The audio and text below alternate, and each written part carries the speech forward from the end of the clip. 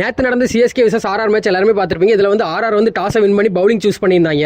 ஆர்ஆரோட bowling லைனப்புமே தரமா இருந்தது. எல்லா பவுலருமே விக்கெட் எடுத்திருந்தாங்க. இதுல வந்து ஹைலைட்டா யாரெல்லாம் பாத்தீங்கன்னா ஜடேஜாவும் ஆர்ச்சரும் ரெண்டு விக்கெட் எடுத்திருந்தாங்க. 20 ரன் கூட கொடுக்கல 4 ஓவருக்கு. இதுல ஜடேஜா வந்து துபாயோட விக்கெட் எடுத்துட்டு கன் ஷாட் மாதிரி ஒரு அமௌண்ட் போட்டிருந்தாரு. இதை பார்த்ததுக்கு அப்புறமா எல்லாருமே ஜடேஜா வந்து ஹாப்பியா தான் இருக்காரு சென்னையோட ஆர்ஆர்ல அப்படிங்கிற மாதிரி சொல்லிட்டு இருந்தாங்க. அதுக்கு முன்னாடி மேட்ச் ஸ்டார்ட் ஆகிறதுக்கு முன்னாடி ஒரு இன்டர்வியூ எடுப்பாங்க. அதுல ஜடேஜா ஒரு பதில் சொல்லியிருந்தாரு. என்ன அப்படின்னு பாத்தீங்கன்னா, எனக்கு எல்லோ விட பிங்க் பர்ஃபெக்ட்டா இருக்கு அப்படிங்கிற மாதிரி ஒரு பதில் சொல்லியிருந்தாங்க.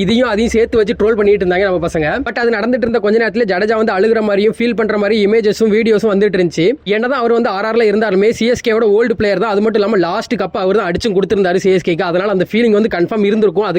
அதனால கூட அவருக்கு கண் கலங்கி இருக்கலாம். கூடவே சிஎஸ்கேவோட பேட்டிங் லைனப்ப பார்த்துமே கண் கலங்கி இருக்கலாம். ஏன் அப்படின்னு பாத்தீங்கன்னா, நல்ல ஒரு பேட்டிங் லெவல்ல இருந்த சிஎஸ்கே இப்ப வர டவுன் ஃபால் ஆகிட்டு இருக்காங்க. புது ஆளை எடுக்கிறேன் அப்படிங்கிற பேர்ல ஓல்டு பிளேயர் யாருமே இல்ல அந்த டீம்ல. சிஎஸ்கே டீம் மொத்தமா சேர்ந்து 127 ரன் தான் அடிச்சிருந்தாங்க. 20 ஓவர் கூட முடியல. அதுக்குள்ள ஆல் அவுட் ஆயிட்டாங்க. ஆர்ஆரோட பவுலிங் லைனப் தான் நல்லா இருக்கு, தரமா இருக்குன்னு நினைச்சிட்டு இருந்த கொஞ்ச நேரத்திலேயே பவுலிங் லைனப் மட்டும் இல்ல பேட்டிங் லைனப் தரமா இருக்கும் அப்படிங்கிற மாதிரி காட்டிட்டாங்க. சூரியவம்சி ஒத்தால மேட்ச் முடிச்சு விட்டு இருந்திருப்பாரு. அந்த கேட்சை மட்டும் மிஸ் பண்ணியிருந்தாங்கன்னா எப்பா என்ன அடி 15 பால்ல 50 ரன் அடிச்சு விட்டாரு. அதுக்கப்புறம் வந்து யாரையுமே குறை சொல்ல முடியாது. வந்த எல்லாருமே காட்டு சுத்துனாங்க. 10 ஓவருக்குள்ள மேட்ச் முடிச்சிடும் நினைச்சாங்க. பட் 12 ஓவர் இழுத்துருச்சு மேட்ச். இந்த மேட்சை பார்த்ததுக்கு அப்புறமா சிஎஸ்கே மேனேஜ்மெண்ட் வந்து எந்த முடிவு எடுக்க போறாங்க அப்படிங்கிறது தெரியல. ஏன் அப்படின்னு பாத்தீங்கன்னா, சிஎஸ்கேவோட டீம் வந்து ரொம்ப வீக்கா இருந்த மாதிரி இருந்தது இந்த மேட்ச்ல.